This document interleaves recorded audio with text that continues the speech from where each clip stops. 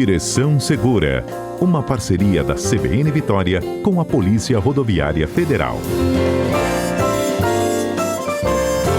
O destaque de hoje no Direção Segura é uma norma do Conselho Nacional de Trânsito que estabelece requisitos técnicos mais rigorosos para retrovisores de veículos. Sabe quem nos explica direitinho o que é?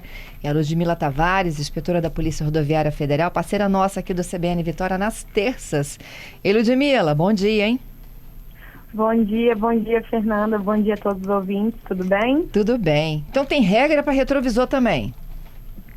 Temos regras para retrovisores. As regras já são válidas já faz algum tempo, só que aí em 2022 a gente teve uma normatização de todos os tipos de veículos, né? Tanto de motocicletas, ciclomotores, quanto automóveis, ônibus, utilitários, justamente para padronizar. Então, desde 2022 a gente tem uma padronização de todos os veículos automotores que circulam no país. Tinha diferença antes? Confesso que eu nunca reparei nisso, Ludmila. Na verdade, principalmente com as motocicletas, a gente sempre teve muitos problemas com relação aos motociclistas quererem fazer um padrão diferente do que seria o mínimo necessário. Por exemplo, colocava aqueles espelhos retrovisores bem pequenos, redondinhos, de modo que praticamente o motociclista não conseguia enxergar o que estava atrás dele ou nos laterais, né? Então, com isso, o CONTRAN ele começou a observar que tinha, sim, muitas pessoas mudando os seus veículos e foi, então, obrigado a determinar, né? A criar essa resolução para padronizar. Já os automóveis, eles já vinham de fábrica com os padrões já delimitados, tanto pelos fabricantes quanto com relação às resoluções bem antigas. Só que nós tínhamos muitos problemas com os motociclistas. Por isso que durante anos nós tivemos várias resoluções só voltadas para eles, entendeu? Uhum. Aí chegou um momento, principalmente com carros esportivos, que o CONTRAN observou que era importante padronizar para todos os veículos, principalmente para os veículos que estariam sendo, então, fabricados. Por isso, Fernando, que desde 2022 a gente tem etapas, né, que a gente fala que são as transições. Então, vamos imaginar, os veículos anteriores à resolução, como eu vou proceder? O veículo anterior à resolução, que é de 2022, você vai ter que pensar assim, não, eu tenho que estar com o original, certo? Se eu tenho uma motocicleta, minha motocicleta tem que estar conforme o original de fábrica. Se eu tenho um veículo, um automotor, de acordo com o manual de fábrica. O problema é que muitas vezes as pessoas mudam com o objetivo de estilizar o carro. E isso não pode. Isso é uma infração, tá bom? Entendi. E a partir de 2022 foi feita uma padronização de um tamanho mínimo para atender às normas de segurança. E esse tamanho, esse padrão, ele está de acordo com as normas internacionais. Então, por isso, por exemplo, que agora é obrigatório, desde o ano passado, 18 de outubro de 2024, todas as montadoras para automóveis, utilitários, caminhonetes, todos eles já sabem o tamanho padrão. Então, todos os veículos que saem de fábrica têm que ter aquele tamanho padrão. E a partir desse ano, que a data vai ser 18 de outubro de 2025, esse padrão mínimo exigido na resolução vai ter que estar para ônibus, micro-ônibus e esses caminhões, né? Esses caminhões maiores, né? Esses veículos maiores, de grande porte. Então, a gente tem essa padronização objetivando a segurança, tanto dos motoristas, quanto principalmente dos pedestres, né? Porque a gente precisa ver o que está à nossa volta para evitar qualquer tipo de sinistro, de acidente. E isso é muito importante ser frisado. Não é só para você enxergar, mas para você evitar que algo de mal possa acontecer. E se ele tem um padrão também, né, Lud? É porque ele foi pensado, né? Estudado. Justamente. Aí a gente tem esse padrão que é normatizado de acordo com as normas internacionais, como eu falei. O padrão, a título só de explicação, é 69 centímetros quadrados. Ah, mas como que eu vou saber? Se o seu veículo se o seu retrovisor for original, ele já veio com o padrão ok. Você não precisa se preocupar. No entanto, se por algum motivo você comprou um veículo usado e você acha que aquele retrovisor foi modificado pelo dono anterior, é importante você ir até uma loja especializada em retrovisores e verificar isso. Por quê? Tanto nas lojas quanto a gente que eu digo os agentes de trânsito, nós temos os gabaritos. O que seriam esses gabaritos? A gente tem uns tamanhos mínimos que cada retrovisor deve conter. Se o seu retrovisor é redondo, eu tenho um gabarito lá, Fernando, que eu vou verificar se está de acordo com o padrão. Então, eu vou pegar o meu gabarito e vou ver se o seu retrovisor está de acordo com o padrão. Se o seu retrovisor, normalmente isso para motocicleta, não é redondinho, é aquele mais estilizado, mais esporte, né? Mais puxadinho. Também eu tenho um gabarito para aquele tipo de retrovisor. Objetivando sempre a segurança dos motociclistas, no caso aí do exemplo que eu dei, e verificando também os padrões mínimos exigidos internacionais. Então, certifique que o seu retrovisor seja original e se você tiver alguma dúvida, procure a loja especializada ou até mesmo a concessionária para que você esteja de acordo com as normas previstas no Código de Trânsito e na resolução. Lembrando que não estou e fui parado numa blitz, não estou e aí o agente de trânsito verificou que o meu retrovisor não está de acordo com o padrão.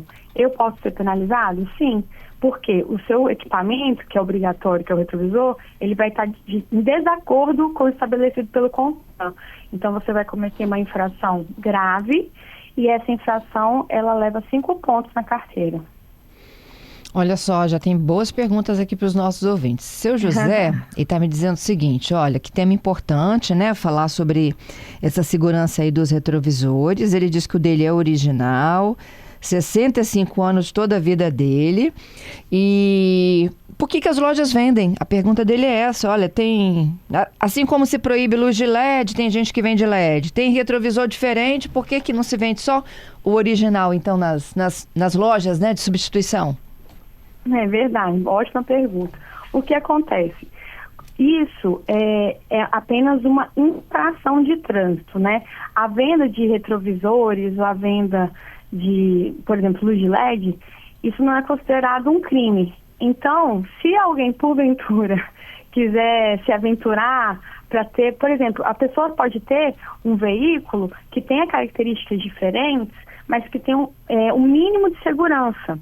Ok? Ela pode ser um veículo esportivo, pode ser uma motocicleta, mas quem que vai estabelecer esse mínimo de segurança são os órgãos de fiscalização, no caso, a resolução do CONTRAN, e aí eu vou ter que passar por uma vistoria no Detran para ver se aquele retrovisor ou aquela luz que eu estou querendo colocar diferenciada, ela pode ser sim utilizada.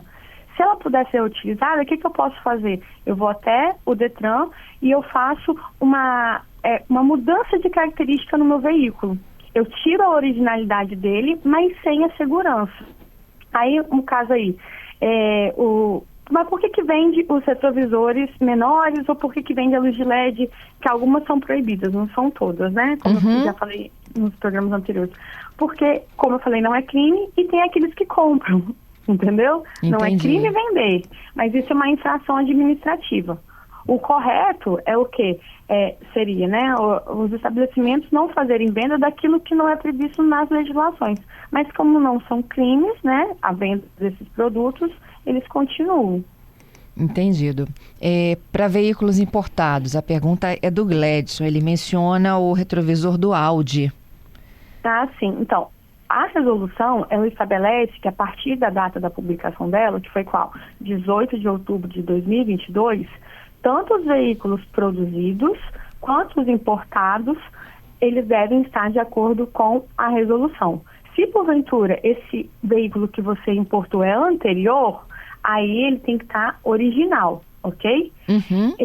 Então, essa resolução com essas normativas de tamanhos e padrões, 18 de outubro de 22. Então, a gente tem essa data limite para verificar tudo que é anterior e tudo que é posterior.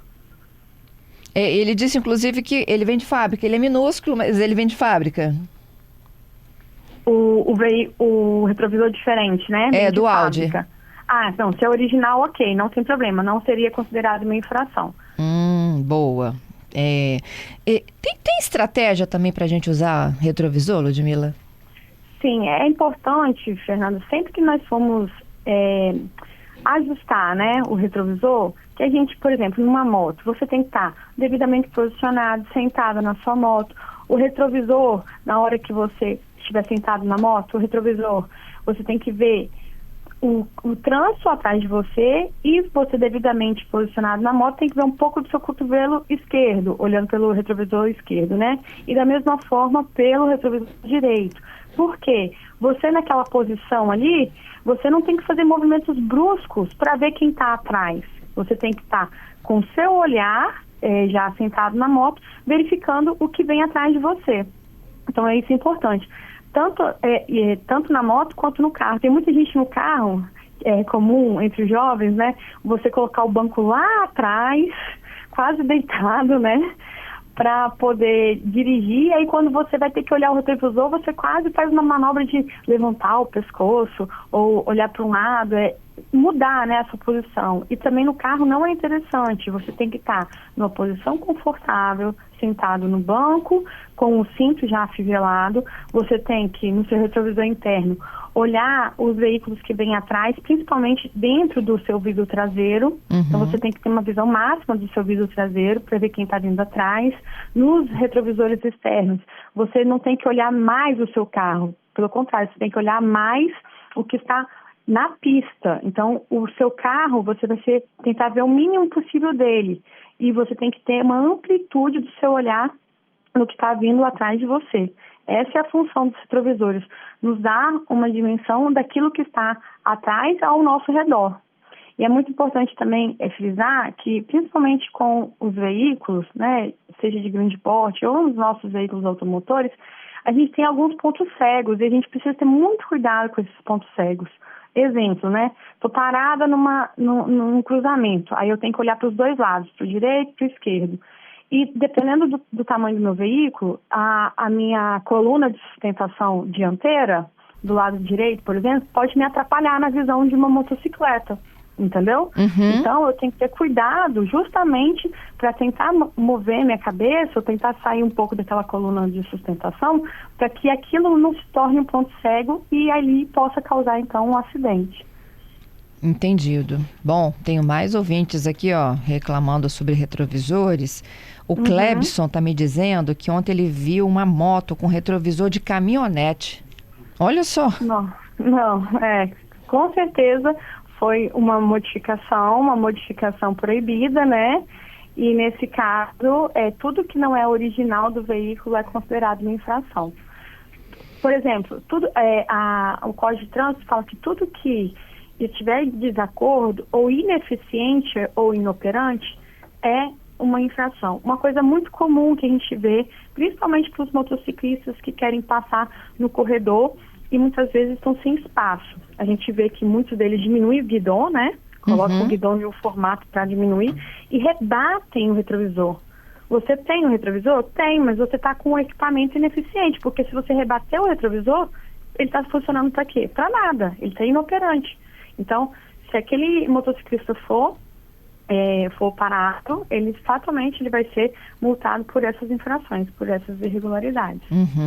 Esse ouvinte nosso aqui, olha, está pedindo para não divulgar o nome dele. Ele disse que trocou recentemente o retrovisor, pois ele é um que quando dá ré, aparece a imagem, é a câmera? Isso, aí ele mandou uma foto aqui que tem o retrovisor e uma câmerazinha. Parece que é essa câmera que faz a imagem. É um kit espelho retrovisor com tela e câmera de ré.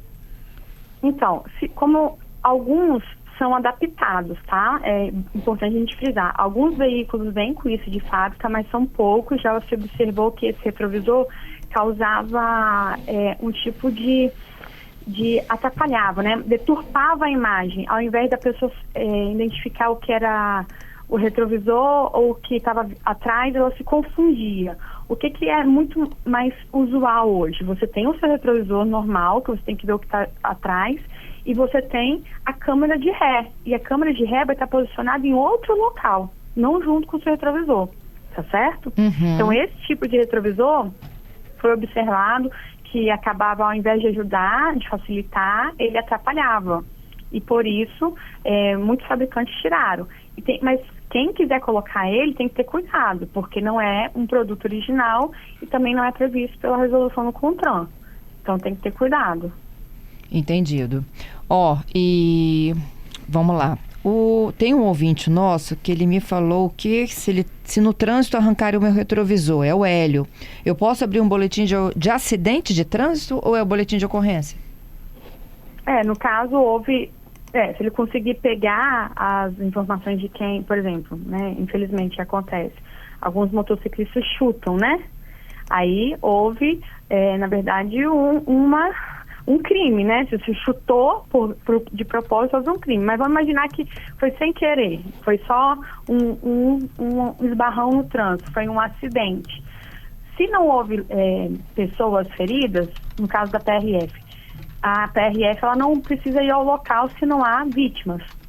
Então, você pode fazer esse boletim online. E isso acontece na maioria das vezes, tanto com a PRF quanto com a Polícia Militar.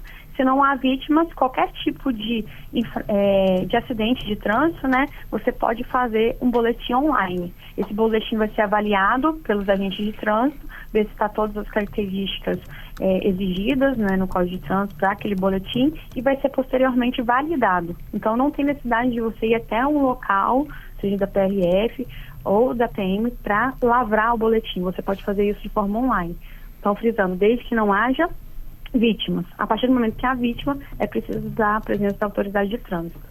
Entendido. Tenho mais aqui, Essa pergunta não é sobre retrovisor, é sobre pontuação. A pergunta do ouvinte, se já está valendo, a pontuação mínima para a suspensão de CNH é 40 ou 20? Não, já está valendo. Aumentou, né? Houve um aumento. Só que nós temos várias fases. Você pode ter até 40 pontos para poder ter a sua suspensão. Mas dependendo das suas recorrências, se você for recorrente em 2 gravíssimas, aí cai para 20, tá certo? Então, aumentou a questão do número da pontuação como um todo, porque antes nós tínhamos em 20, né? Só que agora, o que o código ele está prezando? Por aquele condutor que, ele cometeu vários pequenos deslizes, né? Uma grave, uma média, não tem problema. Mas se ele cometeu mais de uma gravíssima, ele não vai ter a mesma total daquele que comete infrações menores, entendeu? Entendi. Então, gravíssimas passou para 20, tem aí você tem um requisito lá, por exemplo, velocidade acima de 50%. Se tiver 2 gravíssimas, já era, você já tem a suspensão, entendeu? Então, nesses casos, tem que tomar cuidado. Mas eu não cheguei a 40. Muitas pessoas questionam isso. Não cheguei a 40 porque ele já foi suspenso. Porque possivelmente você cometeu 2 infrações gravíssimas. E com isso, você não tem essa pontuação máxima de 40. Tá.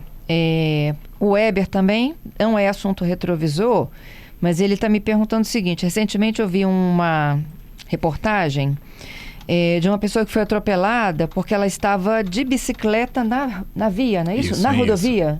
Isso. É rodovia mesmo? Ele falou rodovia. Uhum. Ele pode andar na rodovia de bicicleta, é isso? Acho que essa é a dúvida dele.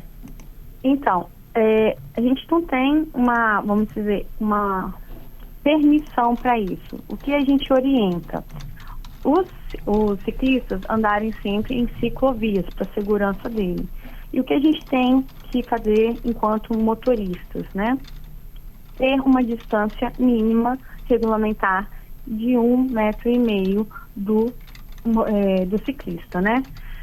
Só que a gente tem que pensar que uma rodovia, a gente está normalmente a 80 km por hora.